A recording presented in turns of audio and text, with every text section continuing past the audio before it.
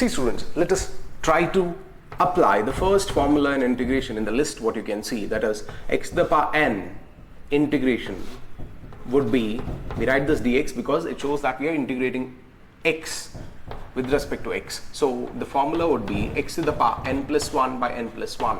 So how do we use this? Suppose we have a question to integrate 1 dx. So 1 dx would be, what happens here, I will write x. So here it can be taken as x to the power 0. So it is integration of x to the power 0 dx. Why? Because we know that x to the power 0 is 1.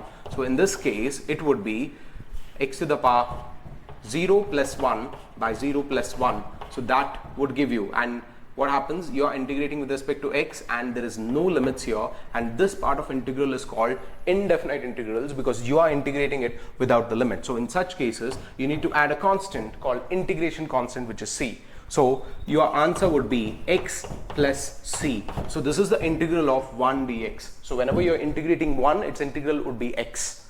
So in the same way, you can look into some more examples here where if you are integrating x to the power 2 with respect to x, then that would give you x to the power 2 plus 1 by 2 plus 1 plus c. So that would give you x to the power 3 by 3 plus c. So this is the integral of x squared dx.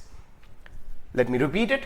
X squared dx integral would be x to the power 2 plus 1 by 2 plus 1 using the formula of x to the power n. That would give you x to the power 3 by 3 plus c. Not only here students, you can also solve sums in which the square root, cube roots are involved. Suppose you have an integral of root x dx. What do?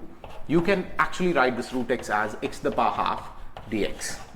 So now when you apply the formula, that would become x to the power 1 by 2 plus 1 by 1 by 2 plus 1 plus c. That would give you x to the power 3 by 2 by 3 by 2. So you take that 2 to the numerator, so that becomes 2x to the power 3 by 2 by 3 plus c. This would be an integral for root x. You can solve this for any power of x. It can be x to the power of minus 1, x to the power of minus 2, and also the fractional power of x. Students, now let us see how to integrate using these formulas. If you see, integration of sin x would give you minus cos x plus c. We know that the differentiation of cos x would give you minus sin x. So integral of sin x is minus cos x plus c. And in the same way, integration of cos x dx is equal to sin x plus c, whereas the differentiation of sin x would give you positive cos x. Now in a similar way, differentiation of tan x was secant square x. So here integration of secant square x will give you tan x plus c. So by this time, I think you would be able to relate the differentiation and integration formulas. What was the derivative of a function? Now the same, you use it as an integral. For example, you knew that differentiation of cos x was negative sin x. So here integration of sin x would give you negative cos x. So now let us look into a problems where we solve using these formulas. Like we know that directly when they give you integral of sin x, we can directly write minus cos x plus c. What if they have given sin square x? So I will take this as example 1. If they give you sin square x dx, because if you look at the formula list of integration, we don't have any formula for sin square x. So here we make use of the trigonometric formulas what you have studied in the class grade 11.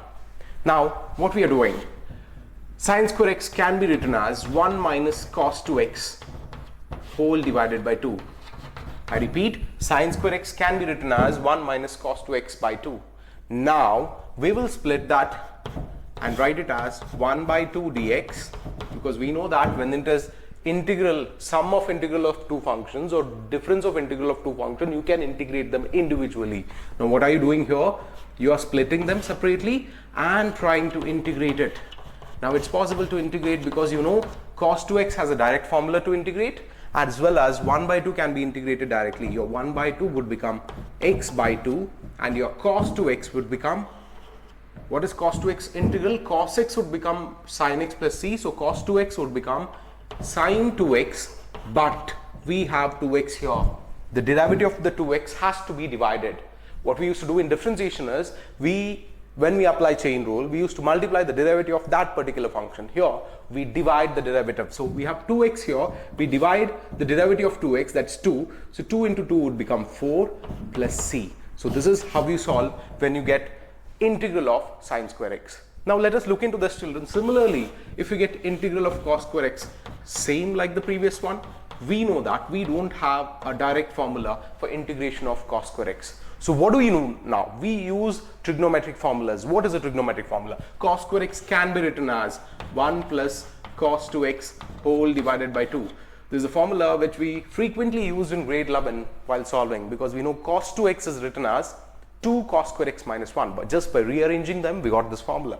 Now let us split and integrate this. It becomes 1 by 2 dx plus integral of cos 2x dx whole divided by 2. So 1 by 2 dx will give you x by 2 plus cos 2x will give you sin 2x, and we know we have to differentiate 2x and multiply the denominator with its derivative. So what is the derivative of 2x? It's 2.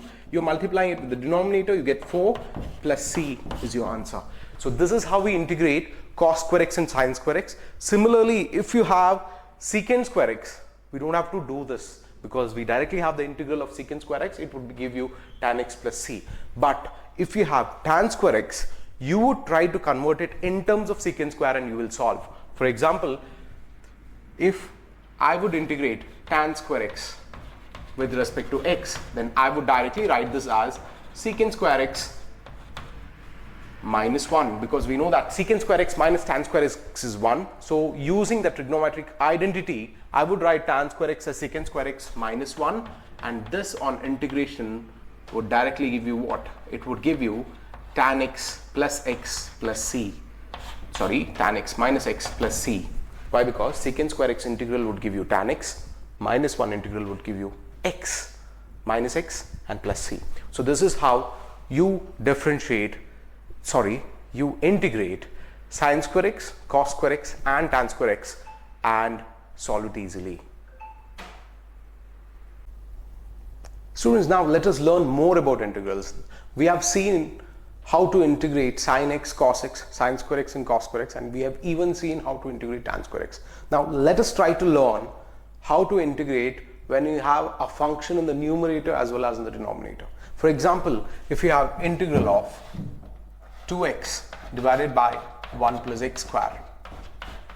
When you look at problems like this, where you can notice that the derivative of the denominator is given in the numerator, because we know that if we take 1 plus x square as t and differentiate, we get 2x dx. So in such questions, we can directly take the denominator as t, and this we are solving by the method of substitution.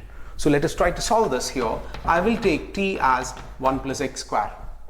So when you take t as 1 plus x square, your dt becomes 2x dx. So now numerator 2x dx can be directly written as dt and your denominator becomes t. This can be easily integrated. So how do we integrate this? The integration of 1 by t dt becomes log mod t plus c. Now let us replace t with the value, because we have taken t as 1 plus x square.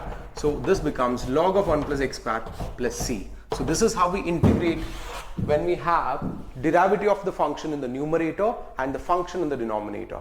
So similarly, we can solve a problem if we have tan inverse x by 1 plus x square dx.